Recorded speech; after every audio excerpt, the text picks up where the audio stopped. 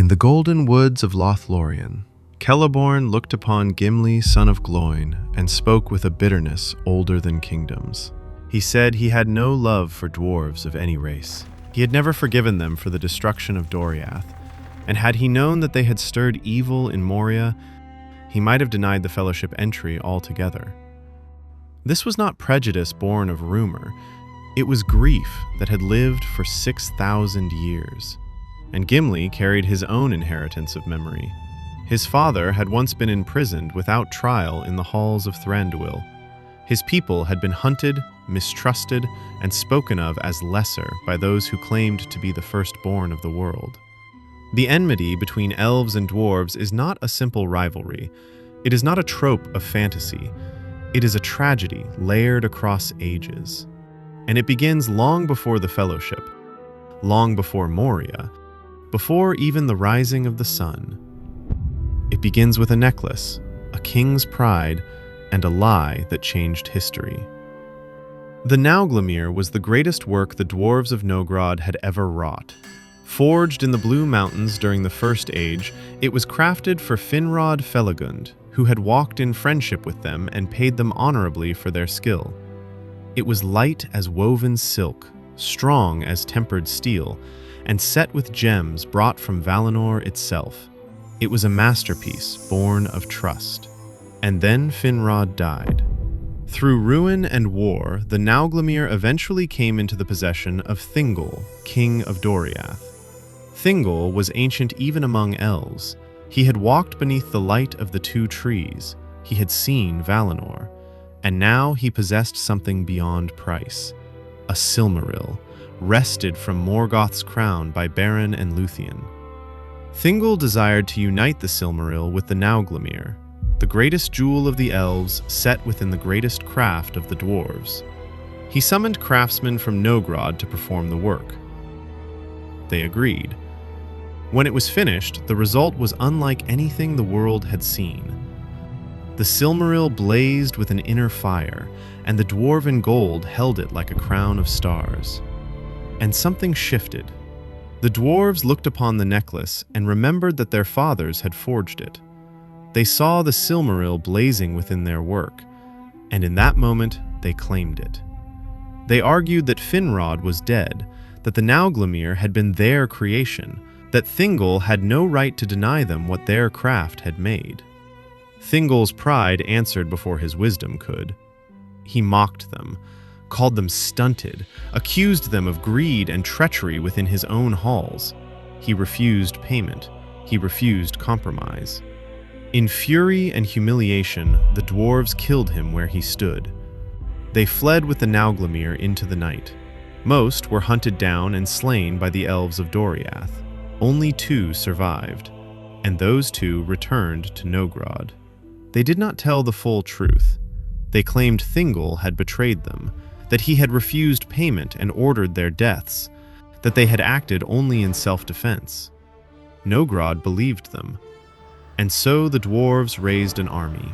The dwarf host marched on Doriath not as craftsmen, but as avengers. Thingol was dead. Melian the Maya had departed. The girdle that had protected the realm was gone. Menegroth, carved long ago by dwarven hands and elven design together, fell to those same hands in war. The city was sacked, its treasures plundered, its people scattered. The dwarves took the Nauglamir and turned homeward, believing justice had been done. But Beren learned of the assault. With the green elves of Osiriand, he ambushed the dwarf host at the river Ascar. There the dwarven army was destroyed. The treasure was cast into the waters. Only the Nauglamir was recovered, now stained by blood from both peoples. From that day forward, the memory fractured. The elves remembered the murder of Thingol and the sack of their greatest hidden city. The dwarves remembered insult, betrayal, and slaughter in the forests of Doriath. Neither side held the full truth, and so hatred endured. But this was not merely political. It touched something deeper. The elves are the firstborn of Iluvatar, awakened beneath the stars through the music itself. They are bound to Arda until its end. They do not forget. To an elf who lived in the First Age, the fall of Doriath is not distant history. It is memory, still present. The dwarves were shaped by Aule the smith in secret, before the elves awoke.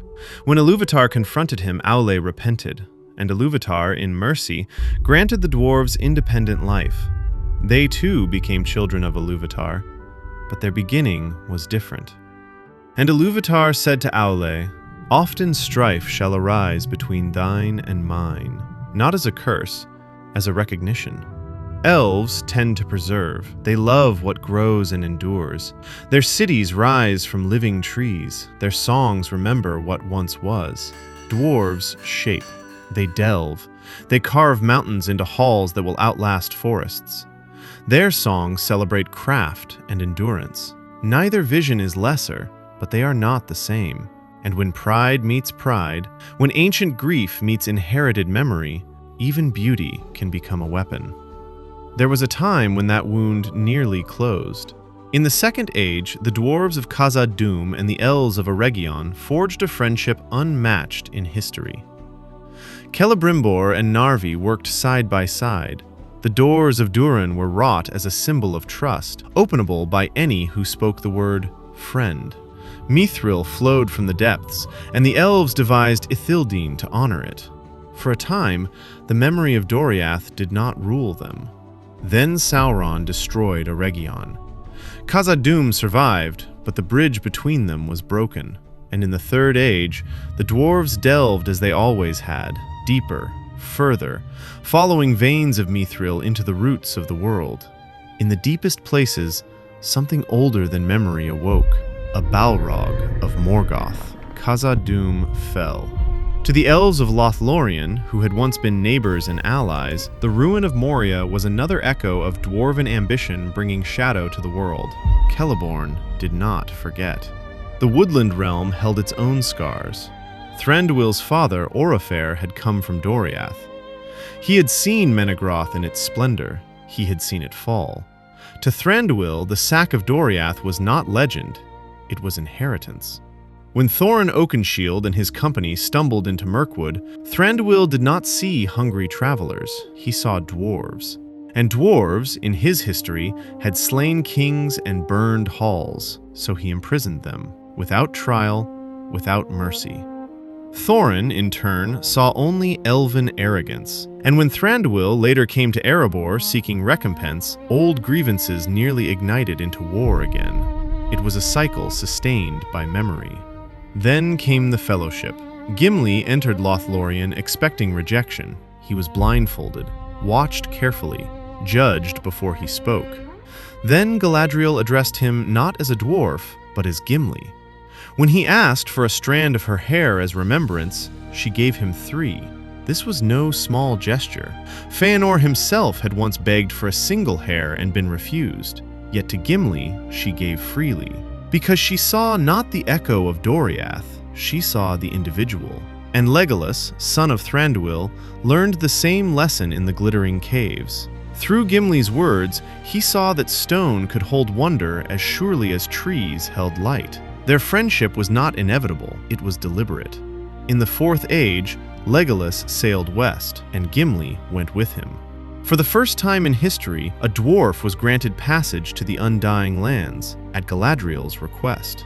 The wound that began with Thingol and the Nauglamir, that bled through Doriath, that simmered in Moria and Mirkwood, did not end in council chambers or treaties. It ended because 2 individuals refused to let inherited hatred define them.